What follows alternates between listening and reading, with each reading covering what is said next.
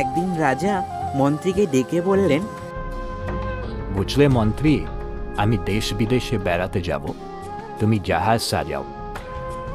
তাই হবে মহারাজ। 7খানা জাহাজ 7 মাস ধরে সোনায় মুড়িয়ে মন্ত্রী জাহাজ প্রস্তুত করলেন। মহারাজ, জাহাজ প্রস্তুত।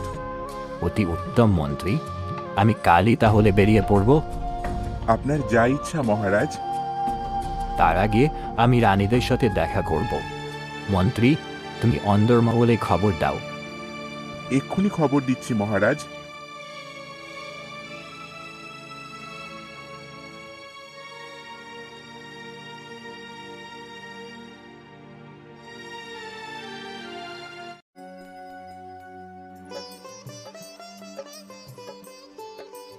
রাজ,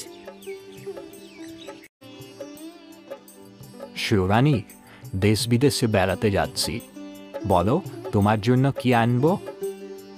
ও মা, তাই বুঝি? আমার জন্য কি আনবে? আমার জন্য কি আনবে?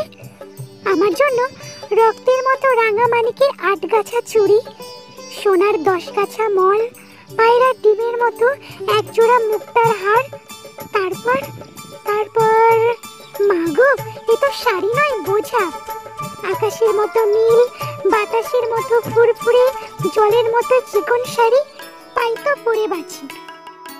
তাই আনবো ছোট রানী, তোমার মনের সব ইচ্ছা পূরণ করব।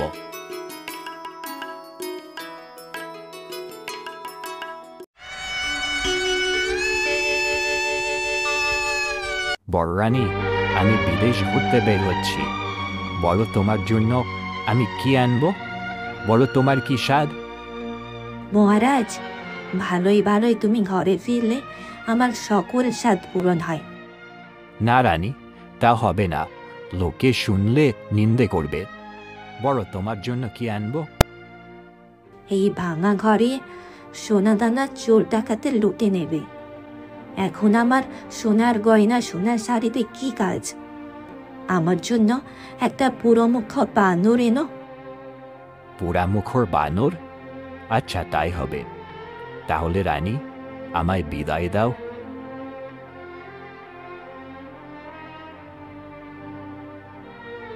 এমনই করে দেশে বিদেশে রাজার 12 মাস কেটে গেল। 13 মাসে রাজা দেশে ফিরে এলো।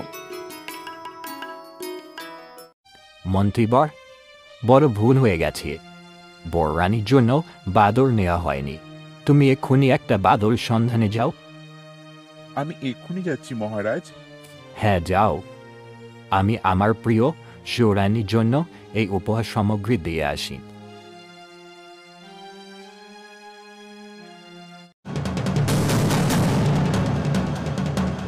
ছাই এই গয়না, ছাই এই শাড়ি, কোন গায়ের কাপড় পরিয়ে এই চুড়ি বানালে? মহারাজ, কোন দেশের ধুলোবালি দিয়ে এই মল গড়ালে? ছি ছি, এই কাঠ বাঁশের মুক্তোর হার, কোন রাজকন্যার পরা শাড়ি? নিয়ে যাও মহারাজ, এই শাড়ি গয়না আমার চাই না, চাই না।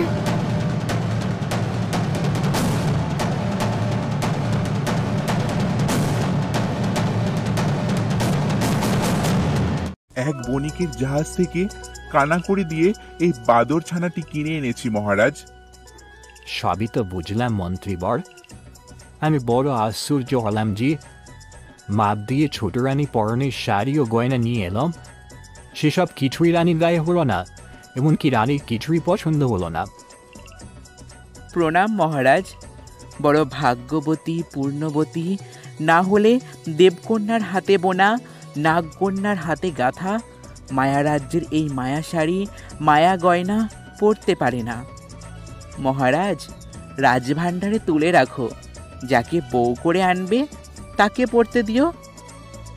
মন্ত্রী, বাদরটা বলে কি? আমার ছেলেই হলো না, বউ আনবো কেমন করে? তবু তুমি এই গয়না, এই শাড়ি রাজভাণ্ডারে তুলে রাখো। যদি আমার ভাগ্যে থাকিয়ে বউ করে আনি, তাকেই পরতে দেব।